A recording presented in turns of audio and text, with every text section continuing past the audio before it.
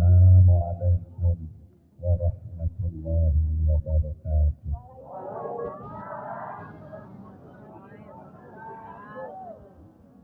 Bismillah, alhamdulillah, wassalatu wassalamu ala Muhammad Rasulullah wa ala alihi wa sahbihi wa mawala amma ba'd. Para alim, para kiai, para tokoh, khusus tokoh wilayah Telaga Murni, juga ketua RT RW, DKM, Masjid Al-Husaini, Jembatan Said Akil, bukan juga Buaya Akil mudah-mudahan. Iya. Dan seluruh pengurus ranting yang ada di wilayah Cikarang Barat, Suryatan, Watan, Kegiatan, semua saja. Bahkan alhamdulillah pada malam hari ini hadir para muslimat juga. Saya dengar juga ketua PAC-nya juga hadir. Mungkin ada dari Ibnu IPTMU. Semua yang mudah-mudahan di malam yang indah ini kita semua mendapatkan curahan berkah dan rahmat dari Allah Subhanahu wa taala. Tidak lupa para pemuda-pemuda Ansor Banser yang selalu setia mengawal negeri ini, mengawal akidah Ahlussunnah wal Jamaah, mengawal para kiai-kiai Nusantara kita. Mudah-mudahan pemuda-pemuda Ansor dan Banser ini terus selalu eksis, diberi kesehatan zahir dan batin untuk terus mengamankan negeri. Tak ketinggalan tim Hadroh SNPT, kalau nggak salah SNPT itu Hermania Purworejo Perantauan. Syekh Hermania ini maksudnya pecinta Syekh Abdul Qadir bagaimana? Iya. Tadi katanya ada juga ketua ranting Sultanil Aulia. Sampai kaget saya. Ketua rantingnya ada Sultanil Aulia. Pak Sultan. Pak Sultan ini juga alhamdulillah sekarang dia sudah bergabung di jajaran kepengurusan Nahdlatul Ulama.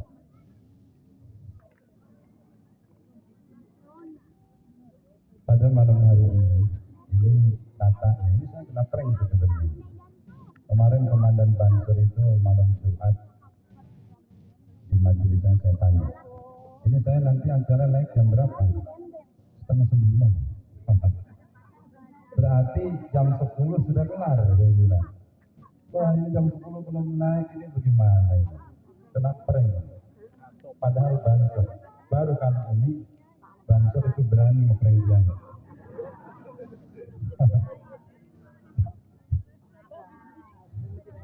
Nah ini acara, katanya ada 2 acara. pertama Lailatul Ijtima, yang kedua acara memperingati mensyukuri hari kelahiran Nabi Agung Muhammad Sallallahu Alaihi Wasallam.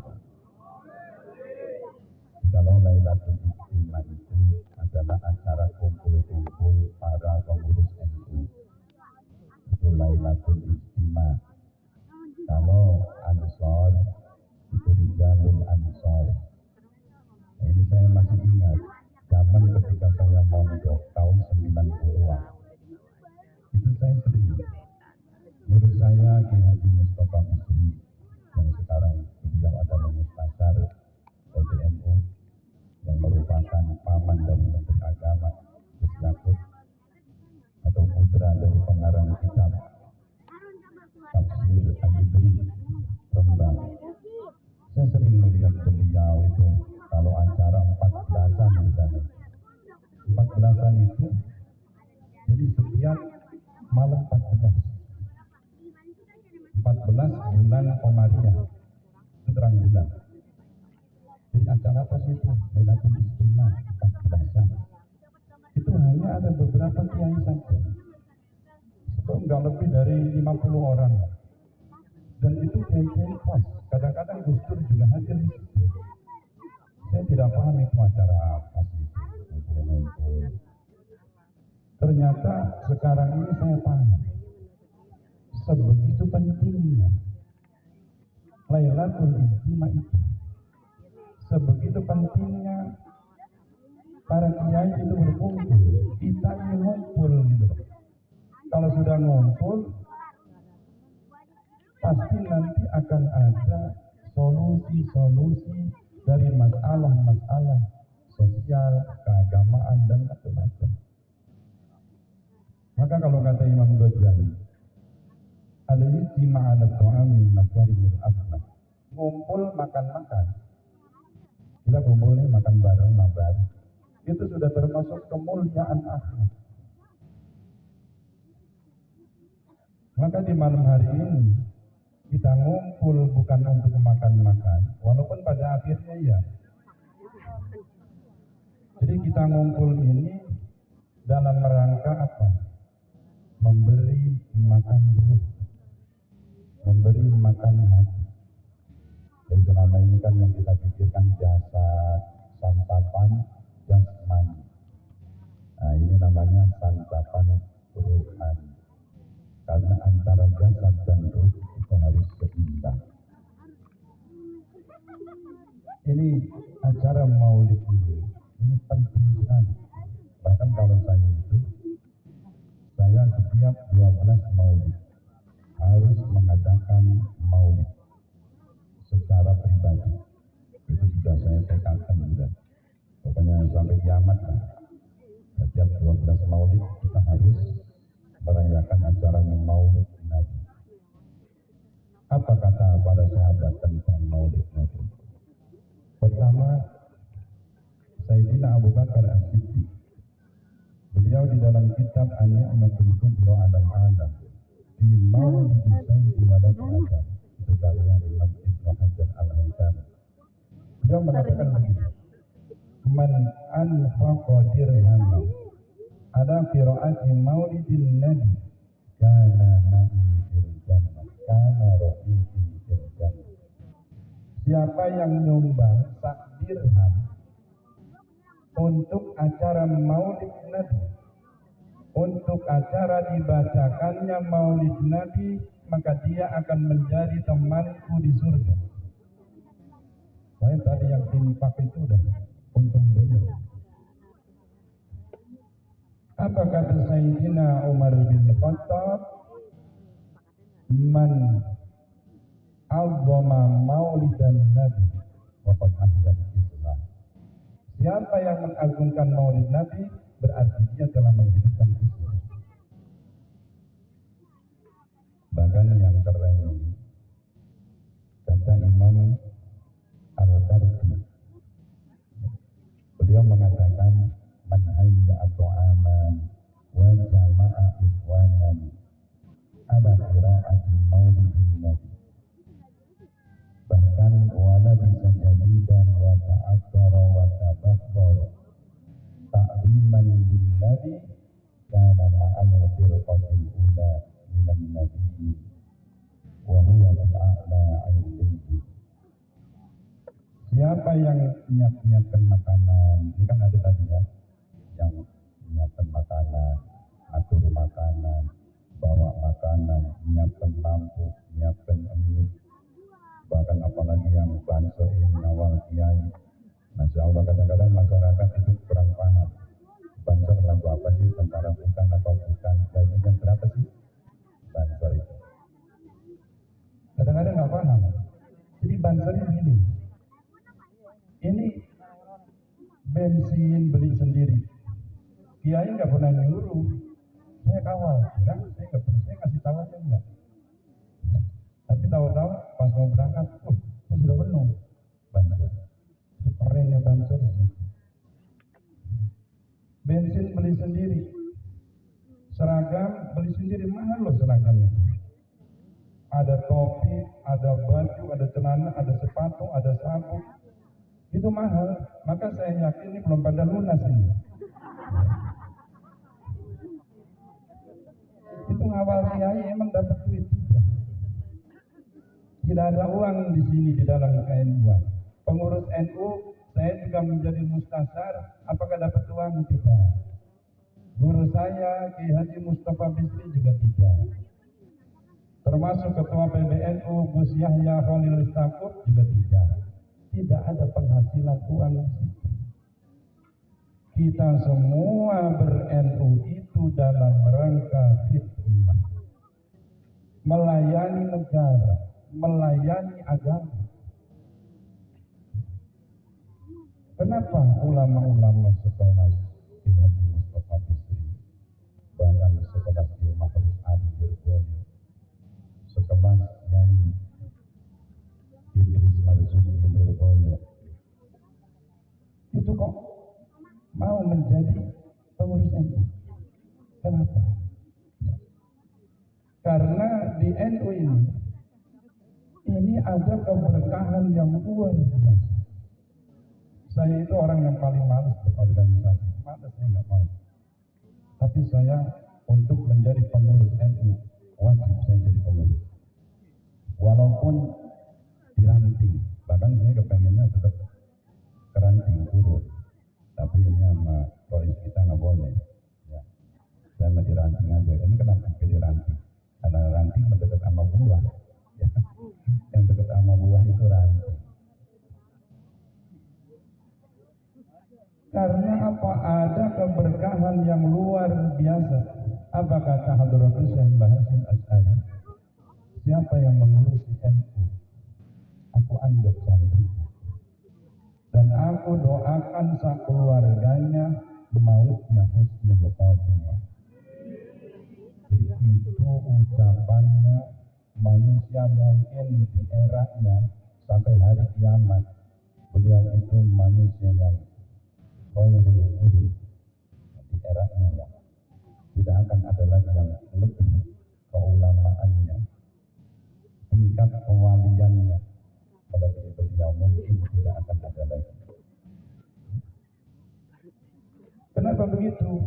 Karena NU ini bukan sembarangan organisasi. Jadi NU kalau kata Kiai Munif Zuhri Meranggen Demak, beliau mengatakan begini, Hadratus Syekh Mbah Hasyim Asy'ari ketika merancang Jam'iyah Nahdlatul Ulama itu sampai didatangi Kanjeng Nabi 6 kali. Didatangi Kanjeng Nabi sampai 6 kali. Maka kata Kiai Munif Zuhri, aku dalam hidup ini tidak mendapatkan, tidak menjadi apa-apapun, aku ridho asal menjadi sebutir tubuh yang nempel di bendera NU. Sampai beliau mengatakan itu. Makanya kalau kita paham, rugi kalau kita tidak masuk ke dalam jajaran Nahdlatul Ulama. Ini alhamdulillah ini saya lihat, muslimat sudah mulai semangat ini. Kalau emak-emak udah maju, wah ini ngeri kita nantinya ini. Ya. Kalau mama sudah berperan, pasti dalam waktu dekat ini udah hijau semua seragamnya. Mama kan yang dibahas pertama pasti seragam. Nah ini Maulid Nabi begini. Ini kelihatannya kita cuma ngumpul kayak begini. Padahal ini yang kita harapkan syafaat kita. Kita sholat. Sholat kita itu di hadapan Allah itu apa? Sholat periksa aja rukunnya, syaratnya, yang membatalkan sholat itu apa, dari mulai kita babul toharoh, babul niyah, air aja kita tidak paham, apalagi kesananya. Kita mengandalkan sholat, sholat kita ini di mata Allah belum kepake, belum ada nilainya. Kita mengandalkan baca Quran, belum ada nilainya. Kita mengandalkan zikir, belum ada nilainya. Kenapa? Karena itu kita lakukan bukan untuk mengagungkan Allah, tetapi untuk kita sendiri sebenarnya. Wiridan, getol, apa? Kepengen sugih, rajin, sholat duha, kepengen rezekinya luas. Rajin ber-NU, kepengen barokah. Jadi yang untuk Allahnya mana? Gitu loh. Makanya Allah paling suka itu kalau seseorang melakukan satu amalan, dia hanya ingin liyok dia haqqur rububiyah. Itu kata Imam Ibnu Athaillah As-Sakandari. Kita melakukan ibadah, kita zikir, kita puasa, kita sholat malam, sholat siang. Tujuannya apa? Tidak ada tujuan. Saya melakukan ini semua karena memberikan haknya ke Tuhan, bahwa Tuhan itu berhak untuk disembah. Tidak ada tujuan apa-apa. Itu amalan yang paling Allah sukai. Tapi tingkatan kayak kita ya sudah beginilah. Kita maulidan, sudah kita kepengen syafaat Kanjeng Nabi. Ini maulidan begini. Ini saya punya cerita. Ya cerita tahadus jenisnya. Jadi saya kalau di rumah itu kalau malam Jumat berusaha membaca qasidatul Burdah. Maulaya sholli wa sallim daiman abada. Yang begitu. Dan nggak usah dilanjutkan lama. Itu baca Burdah tiap malam Jumat. Terus saya banyak membeli kitab-kitab tentang Rasulullah. Akhirnya saya menemukan sebuah hadis. In asyaddi ummati nasun yakununa ba'd law ra'ani bi ahlihi wa mali. Ada orang yang paling cinta kepadaku, cintanya sangat dahsyat, adalah sekelompok manusia nanti setelah zaman,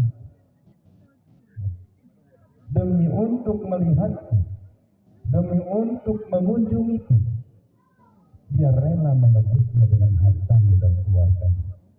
Itu saya baca hadis itu, terus terang saya nangis. Saya nangis, ya Allah, kita selama ini mengaku cinta Kanjeng Nabi. Apakah banyak salawat mengatakan cinta kepada Nabi? Apakah sering bertahan, sering maulidan menandakan cinta kepada Nabi, sementara belum mengorbankan apapun? Akhirnya saya kepengen ziarah. Saya ngomong sama istri saya juga alhamdulillah hadir. Lupa tadi tidak disapa. Saya sapanya sekarang. Istri saya yang sangat saya cintai. Saya nanya sama istri saya nih, saya kepengen ziarah. Gak apa-apa, gak usah umrah. Saya gak pengen ke Mekah. Saya tidak pengen ke Ka'bah, saya gak pengen umrah. Saya kepengen ke Madinah. Saya kepengen berziarah kepada Al-Qabrus Syarif. Ingin ziarah saya ke Kanjeng Nabi. Sampai saya nangis, ya Allah kok kangen banget. Tapi mana duitnya? Masalahnya itu gak punya duit, adanya mobil. Waktu itu mobil saya Grand Vitara tahun tua. Tahun berapa itu? 2006. Kalau 60 juta laku. Kalau untuk ziarah berdua cukup. Akhirnya saya kepengen jual. Gimana nih kalau kita jual? Akhirnya sudah rencana mau dijual, sudah diiklan-iklankan. Ternyata belum laku-laku. Tiba-tiba pertengahan Ramadan itu salah satu jamaah saya ngajak ke imigrasi, ngajak untuk bikin paspor. Tidak kami bikin paspor, ngapain? Umroh sama Umi sekalian. Alhamdulillah, saya umroh. Bikinlah saya paspor. Bulan Ramadan itu. Untuk kapan berangkatnya? Untuk bulan Mulut. Masih lama. Ramadan. Habis Ramadan apa? Syawal, Apit, Besar, Surah, Safar, Mulut. Mulut masih lama. Ya sudah, nggak apa-apa. Lama juga yang penting udah bikin paspor. Akhirnya daftar umroh sudah. Kemudian setelah Ramadan sudah punya paspor, saya lebaran itu, habis lebaran, saya WA Gusmen, Menteri Agama. Saya WA Gus, kepengen silaturahmi. Oh, sini. Waktu itu saya ketemu di Wican, Widya Chandra, di perumahan Kementerian Agama. Saya ketemu ngobrol dengan Lori Midul, akhirnya beliau nanya, kamu berangkat haji kapan? Oh, masih lama Gus. Yang tahu ya Menteri Agama, saya bilang. Sudah kamu berangkat aja besok. Ngapain berangkat? Jangan, jadi petugas aja. Wah enggak, saya nggak mau. Tanya istri saya tolak. Nggak mau Gus. Saya jadi petugas, orang lain aja. Akhirnya dipaksa. Saya akhirnya berangkat ke Tanah Suci, menjadi petugas, berhaji juga, sampai ke makam Kanjeng Nabi. Ini paspor umroh belum kepakai. Ya. Ketika saya pulang haji, ketika saya sedang berhaji di Mekah, itu digosipin, oh ntar kayak pulang haji pasti beli mobil, orang petugas bayarannya lumayan, digosipin begitu di kampung itu. Saya aminkan, amin. Pulanglah saya haji. Ketika saya pulang haji, ini yang tadi ngumrohin saya nih bikin paspor. Jadi mobil saya amalnya diganti baru. Ya, mobil tua diganti R3 baru.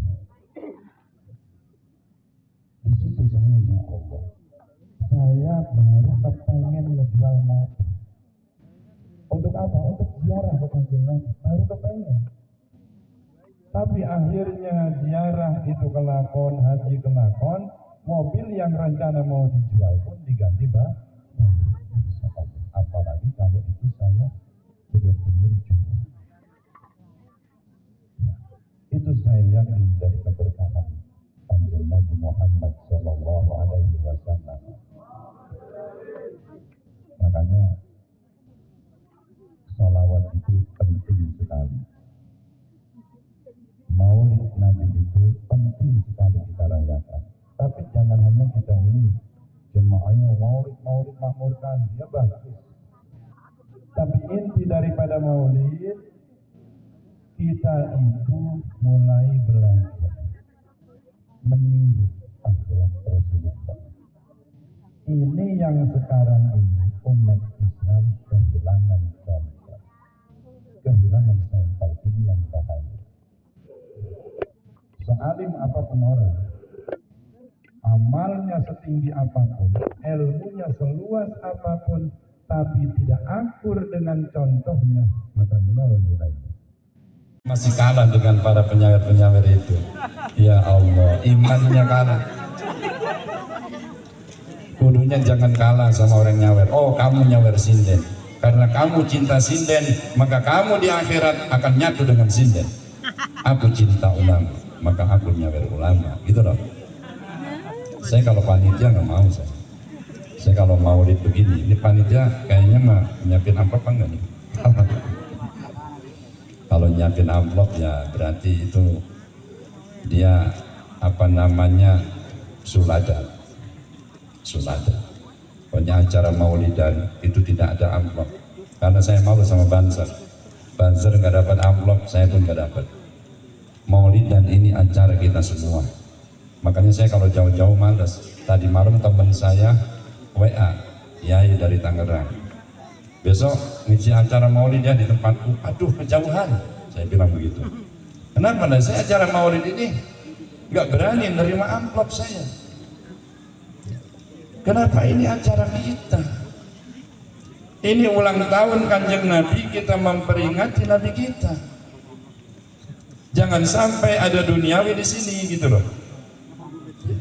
Kita makmurkan maulid Nabi, bukan karena pamrih apa-apa. Di NU juga sama, acara-acara NU jangan ada pamrih, itu acara perjuangan. Perjuangan itu harus pahit. Kalau perjuangan manis, oh itu bukan berjuang. Maka saya setiap ngisi di acara-acara NU, baik itu ada di Klatsan, ada Lailatul Istimewa, ada PKD, ada apa, diamplopin, saya tidak pernah mau, karena saya sudah sumpah ya. Jadi di NU ini tidak ada kita mencari sesuatu, justru kita ingin memberi sesuatu. Ini yang terus saya sampaikan di mana-mana. Ketika saya mondok, saya masih ingat, dan ini ilmu satu-satunya yang benar-benar saya nancep di hati saya itu. Nasihat guru saya Ki Haji Mustafa Bisri, beliau masih hidup sampai saat ini. Kalian nanti pulang dari pesantren ke kampung halaman, jangan berharap dapat apa dari masyarakat, tapi apa yang bisa kalian berikan untuk masyarakat. Kita pulang mondok ini, apa yang kita berikan untuk masyarakat, bukan dapat apa saja. Kalian jadi Banser juga jangan berharap dapat apa saya di Banser, tapi kalian harus bermental keren. Apa yang bisa saya berikan untuk negeri ini, apa yang bisa saya berikan untuk Nahdlatul Ulama. Sama dengan kita menjadi RT, apa yang bisa saya berikan untuk masyarakat ini, untuk RT ini. Sama kita menjadi santri, apa yang bisa saya berikan untuk kiai. Apa bedanya? Orang kafir juga begitu. Tuh kan ibu kiran santapan rohani dia pulang. Wah ini makanya ini pengajian udah kemalaman. Kita cukupkan aja ya. Iya. Habis kayaknya santapan rohani dia udah pada doyan pisan ini. Sampai mana tadi? Santapan rohani. Bukan, santapan rohani mah baru. Ya. Jadi kalau kita baik kepada orang baik, itu biasa itu. Kita sopan kepada orang sopan, biasa itu. Tapi kalau kita baik kepada orang yang jahat, kita dermawan kepada orang yang medit, kita royal kepada orang yang medit, itu namanya hasanah. Tapi tidak semua orang bisa menjadikan Nabi itu contoh.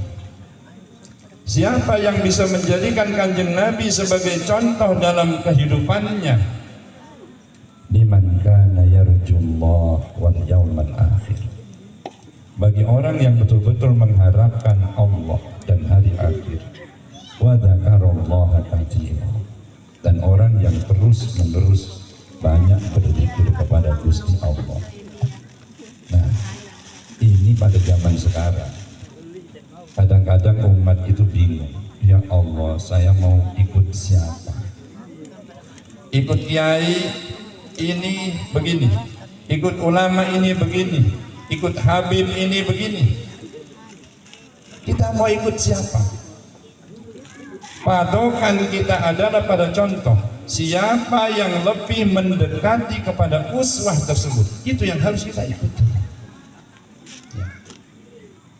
Bukan pakaiannya, tapi fi Rasulillah, di dalam diri Rasulullah, bukan di luar. Kalau Rasulullah itu lemah lembut, maka kalau kita ingin meniru Rasulullah ya lemah lembut. Kalau ada ulama alim tapi kasar, caci maki, ujaran kebencian, itu jauh dari akhlak Rasulullah, maka jangan diikuti. Nol ilmu seseorang, nol amal seseorang kalau tidak mencontoh Rasulullah, itu nol. Maka hanya orang-orang yang betul-betul yarjullah wal yaumal akhir wa dzakarullaha katsira. Di sini kita harus hati-hati. Ada yang pakai jubahnya panjang, udang-udangnya gede, tapi kerjaannya caci maki, ujaran kebencian, ucapannya menghina-hina pemerintahan, padahal dia sendiri hidup di bawah pemerintahan itu. Itu tidak sesuai dengan akhlak Rasulullah. Saya kemarin waktu ke Rembang itu ngaji hadis musalsal dengan Abah Yai Mustafa Bisri. Jadi setiap ngaji musalsal pasti yang dibaca itu kehilangan contoh, kehilangan sampel. Ini yang bahaya. Sealim apapun orang, amalnya setinggi apapun, ilmunya seluas apapun, tapi tidak akur dengan contohnya, maka nol nilainya. Maka dari dulu Quran itu sudah memberikan jalannya. Laqad kana lakum fi Rasulillahi uswatun hasanah. Baraka wa ta'ala ar-rahimun yarhamuhumur rahman tabaraka wa ta'ala. Irhamu man fil ardi yarhamkum man fis sama. Orang-orang yang welas asih, orang-orang yang kasih sayang, lemah lembut, akan diwelas asihi oleh Ar-Rahman, Dat yang maha welas asih. Allah itu welas asih. Kita semua kepengen welas asihnya Allah. Kita semua kepengen rahmatnya Allah. Rahmatnya Allah akan turun kepada orang yang punya sifat welas asih. Gitulah. Maka gampang sekali cirinya. Ini orang ini dapat rahmat Allah atau tidak? Cirinya orang itu dapat rahmatnya Gusti Allah, orang itu pasti akan bersifat rahmat, bersifat lemah lembut, bersifat welas kepada umat. Alladzina yanduruna ilal ummah bi aini rahmah. Jadi orang-orang yang memandang umat ini dengan pandangan kasih sayang, bukan dengan pandangan kebencian. Bagaimana dulu ketika Imam Ahmad bin Hanbal dilaporkan, wahai imam, itu di kampung sebelah ada rumah dipakai mabuk-mabuk, dipakai dugem, dipakai kemaksiatan-kemaksiatan, sehingga kami semua resah, wahai imam. Oh begitu, ayo kita ke sana. Akhirnya Imam Ahmad itu ke sana. Ini santrinya udah siap, ada yang bawa kentungan, ada yang bawa macam-macam. Setelah sampai di lokasi, apa yang dilakukan oleh Imam Ahmad bin Hanbal? Dia berdoa, Allahumma kama farrahta lahum fid dunya fafarrih lahum fil akhirah. Ya Allah, sebagaimana Engkau bahagiakan mereka di dunia, maka bahagiakan juga mereka di akhiratnya. Masya Allah, itu kayak apa sifat ulasnya ulama-ulama dulu itu. Jadi ngelihat orang umat pada maksiat, nggak marah, nggak benci, tapi justru sayang. Sehingga didoakan, ya Allah, itu orang pada seneng banget. Ada yang lagi nyawer nggak berhenti-berhenti. Ya, itu seneng banget. Nyawernya nggak cuma selembar loh. Ya. Itu kalau ada sinden, mana tua sindennya? Aduh, ada sinden tua, hitam, disawer. Saya ngelihat kemarin, hadir juga saya dalam acara itu. Habis saya ingat cerita Imam Ahmad diundang acara Jaipongan, saya hadir. Saya ngelihat, ya Allah, nikmat banget itu. Nggak tahu berapa lembar itu, nggak berhenti. Kemaksiatan disawer. Kenapa? Karena begitu yakinnya bahwa dia di situ ada barokah. Itulah. Jadi penyawer ini yakin dalam sinden itu ada kebahagiaan, ada berkah. Maka wah disawer nggak berhenti.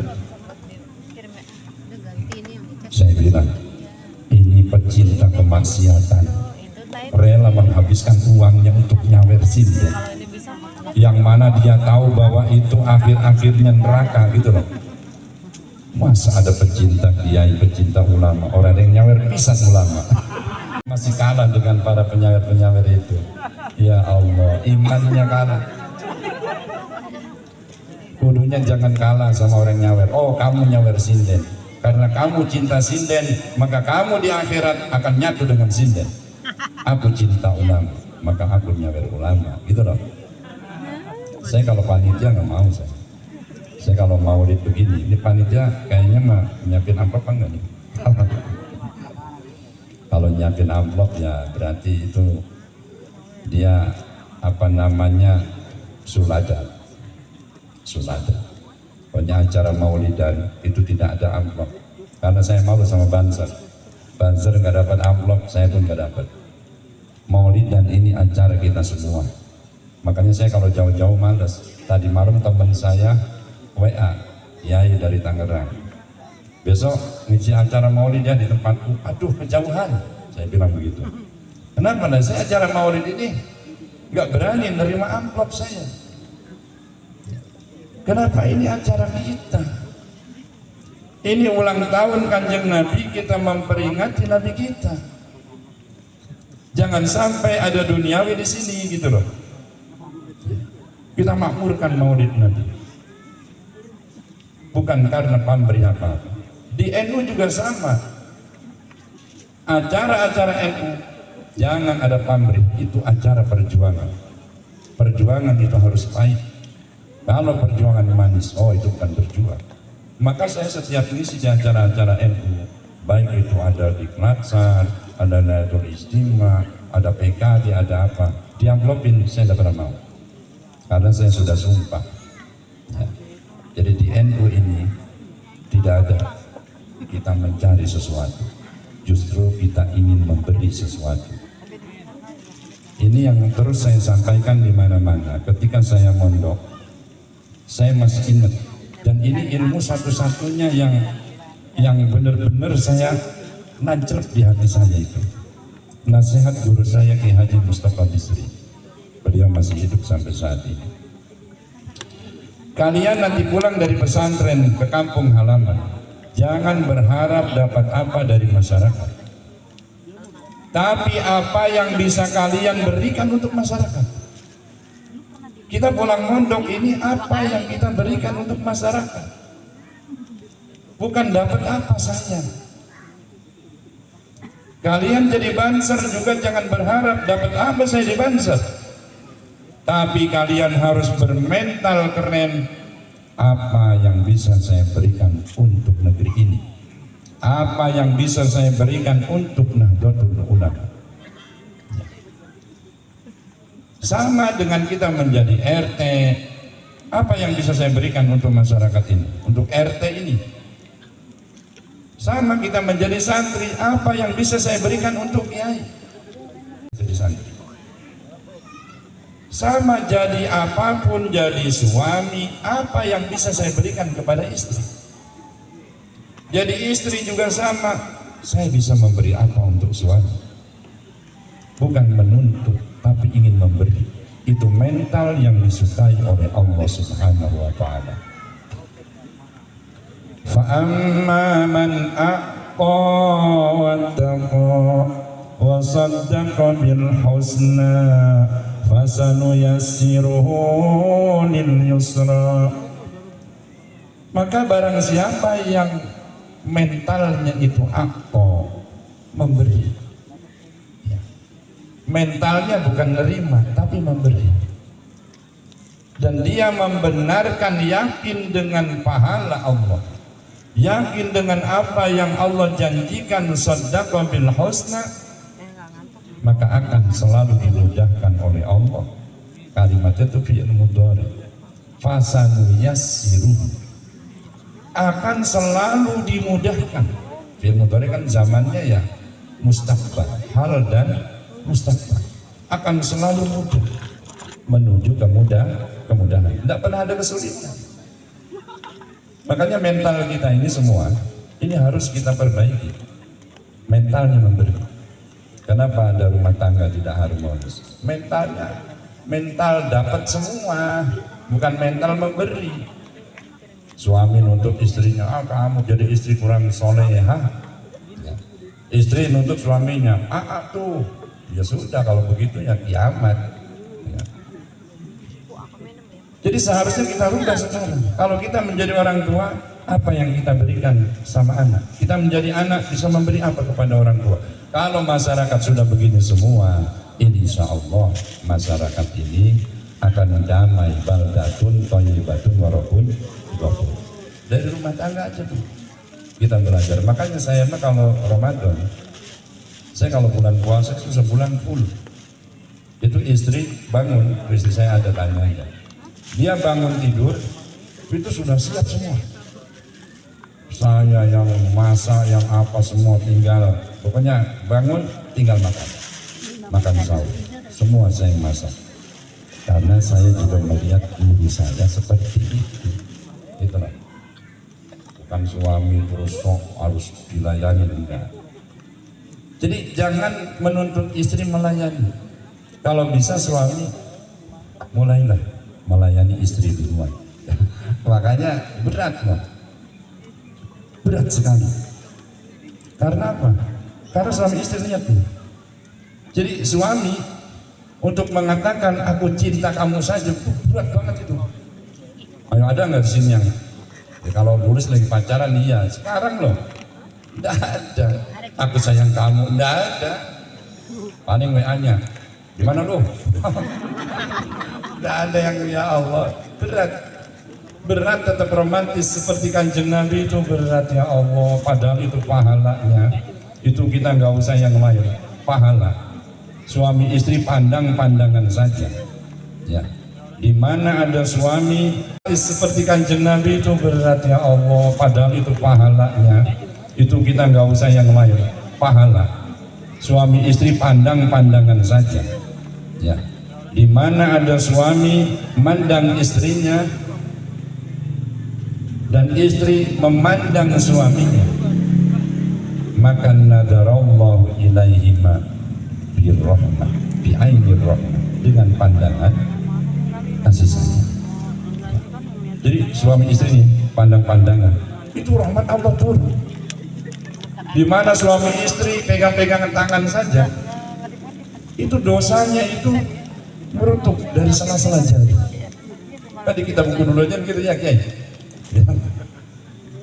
Itu kok seremeh itu? Oh, kata siapa remeh? Itu lebih berat daripada tahajud. Ya, berat itu. Gak ada pandang-pandangan ya. Kalau pacaran iya, kalau sudah nikah ya boro-boro pandang-pandangan.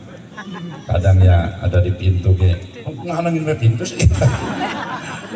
Kalau lagi pacaran mah kan kepengennya tuh dihalangin mah ya, supaya nabrak.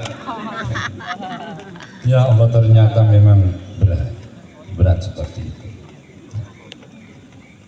Nah, di malam hari ini Maulid Nabi itu kita harus kembalikan kepada pelajaran akhlak, pelajaran kasih sayang.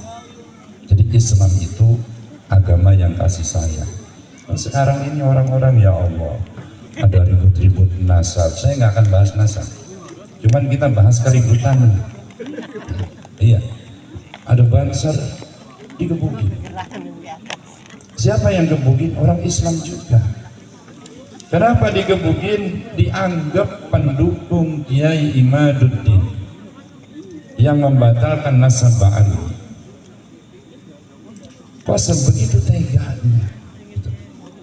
Seorang muslim menggebuki seorang muslim lain, nggak salah apa-apa. Banser salahnya apa? Coba kita pakai otak sedikit. Ini seharusnya orang-orang yang berada di kelompok keras seperti itu mikir, Islam itu bukan kayak begitu. Islam itu lemah lembut, banser digebukin tidak melawan. Saya acara pengajian mau menghadirkan Gus Muafiq. yang dulu kena fitnah bahwa telah meremehkan Rasulullah. Tidak ada Kiai NU meremehkan Rasulullah, tidak ada. Tapi difitnah, di-framing sedemikian rupa sehingga ini mempengaruhi semangat anak-anak muda yang kurang ilmu. Itu Banser itu mungkin ada 500, belum dari kepolisian ada 100. Ada perusuh kecil-kecil, anak-anak kecil itu 20 orang paling, bawa batu, bawa ini, siap untuk merusuhkan acara itu ya. Tapi saya ngalah, udah biarin. Kalau umpama kita seperti mereka main persekusi, main kekerasan, tidak perlu hitungan jam, setengah menit selesai. Tapi Banser tidak diajarkan, soalnya harus kayak gitu, udah kecil lah. Banser ini membela negara. Kalau ada musuh negara yang coba menghancurkan negeri ini, yang coba memecah belah kesatuan Pancasila, Banser di situ harus marah. Kalau ada kelompok-kelompok manusia yang berusaha memecah belah Nahdlatul Ulama, siapapun orangnya, maka Banser harus tampil di situ lawan mereka. Tapi kalau cuma kayak gitu-gitu ya biarin aja, sabar aja lah. Nah sekarang banyak. Jadi tidak usah lihat sorbannya, jubahnya, siapapun, dia berusaha untuk memecah belah NKRI walaupun berjubah. Kita tidak pandang dulu. Karena musuh kita bukan siapa-siapa, musuh kita adalah kezaliman. Ya, bukan musuh kita, bukan siapa-siapa, tapi siapapun yang zalim, walaupun atributnya NU, kok zalim, musuh kita itu. Gitulah. Walaupun pakai jubah kok zalim, musuh kita itu. Apalagi orang Islam. Ya, kalau orang kafir dianggap musuh, lah mau kerja di mana? Ayo, PT sebegitu banyak di kawasan MM 2100, itu orang kafir semua, orang luar negeri semua yang punya. Paling satu orang Jawa, Mas Pion. Ada orang Bandung juga satu, cuman Sukanda itu. Yang lain ini kafir semua. Kadang sosok, wah, anti kafir. Semua orang kafir pokoknya harus dibasmi. Dibasmi bagaimana? Ya, salah. Allah menghendaki keberadaan mereka. Nah maka sekarang ini penting sekali untuk ber-NU. Ya, yang perempuan pelajar masuk ke IPPNU, yang lelaki masuk kepada IPNU, ini yang pemudiknya masuk kepada Patayat, yang tua-tua ini ya mama masuk kepada Muslimat, ini yang pemuda-pemuda ya jadi Banser, Ansor. Kenapa harus begitu? Kenapa harus emosi? Kan sama aja Islam, yang penting akidah Ahlussunnah wal Jamaah. Ya lain. Kalau orang kok akidah Ahlussunnah wal Jamaah tidak NU, misalnya sekolah di Timur Tengah, sekolah di Al-Azhar atau di Maroko atau di mana saja di Timur Tengah, akidahnya sama, Ahlussunnah wal Jamaah, tetapi yang tidak mereka ajarkan adalah cinta kepada tanah air. Ini hanya ada pada Jam'iyah Nahdlatul Ulama ya. Ada pada resolusi jihad, membela tanah air dari penjajah, itu hukumnya fardhu ain. Di negara lain tidak ada. Kebangsaan, semangat nasionalisme itu tidak ada. Hanya ada di Nahdlatul Ulama. Makanya Nahdlatul Ulama itu ada Jalan Waton ya. Kenapa kita nyanyi Indonesia Raya? Ya untuk supaya membangkitkan cinta kita kepada bangsa ini. Kalau sekarang kita tidak berjuang, kita bergerak, wah nanti habis oleh paham-paham radikalisme, sehingga tidak peduli Indonesia, yang penting Islam. Pancasila itu apa? Tapi nanti ketika Pancasila runtuh, maka agama juga mau ditaruh di mana gitu. Maka selagi NU ini kuat, selagi NU ini bersatu, maka Pancasila Indonesia akan terus aman. Makanya banser-banser begini, kenapa harus jadi banser? Pahalanya seapa sih? Sayyid Al-Maliki Al-Hasani, beliau itu yang terkenal dengan macannya Ahli Sunnah wal Jamaah di Mekah. Itu beliau di ruang tamunya itu ada pedang. Ketika oleh muridnya ditanya, Sayyid, kenapa Anda punya pedang? Kata Sayyid, pedang ini saya niatkan untuk nanti ketika Imam Mahdi perang melawan Dajjal, maka ini saya niatkan untuk membantu pasukannya Imam Mahdi. Selagi saya berniat seperti itu dengan pedang ini, maka saya mendapatkan pahala membantu pasukan Imam Mahdi memerangi Dajjal. Ini Banser kan nggak perang. Banser kan cuma mondar, mandir, ngopi kan, ya. Udah duduk ketika niatnya betul. Tidurnya saja pahala membela tanah air, pahala menjaga akidah ahli sunnah, pahala melindungi para ulama terus mengalir.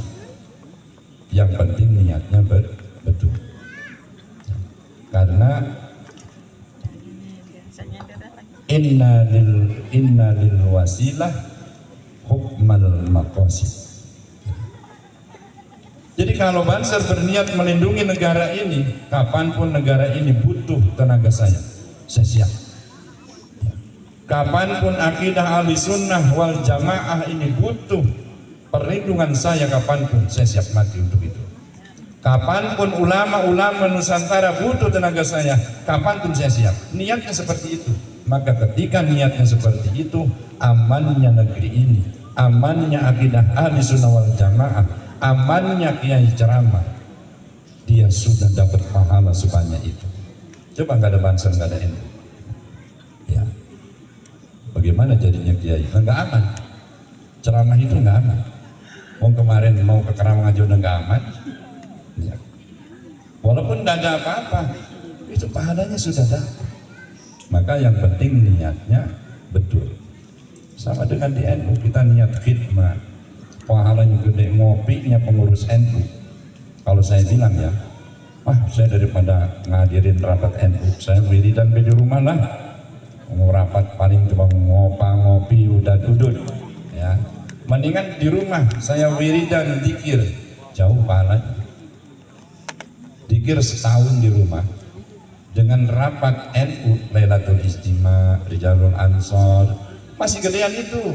Kenapa? Karena dia zikir di rumah untuk urusan pribadinya, tapi dia ber-NU, dia ngurusin manusia, dia ngurusin umat, dia ngurusin bangsa, dia ngurusin akidah ahli sunnah wal jamaah. Al-amalul muta'addi khairun minal qasir. Kalau orang wiridan di rumah, baca Quran di rumah, itu amalnya qasir, cuman buat dia doang. Tapi kalau dia ngurusin NU, jadi pengurus NU, itu amalnya muta'addi, berlanjut kepada orang lain. Ya, itulah yang membuat amal itu lebih utama. Maka carilah amal yang paling utama. Ini udah malam banget kayaknya. Ya mungkin hanya itu saja yang bisa saya sampaikan. Mudah-mudahan kita semua dalam memperjuangkan Jam'iyah Nahdlatul Ulama, khususnya di wilayah Cikarang Barat ini, diridhoi Allah Subhanahu wa Ta'ala. Mudah-mudahan kita semua diberi kekuatan zahir dan batin untuk terus kita berkhidmah di Jam'iyah Nahdlatul Ulama, sehingga kita mendapatkan berkah dari para muassis, berkah daripada Hadratus Syekh Mbah Hasyim Asy'ari. Kita diaku santrinya, dan kita juga mudah-mudahan maut kita semua husnul khotimah. Hanya ini yang bisa saya sampaikan. Saya mohon maaf. Wallahu a'lam. ila aqwamit thoriq wal afu minkum. Wassalamualaikum warahmatullahi wabarakatuh.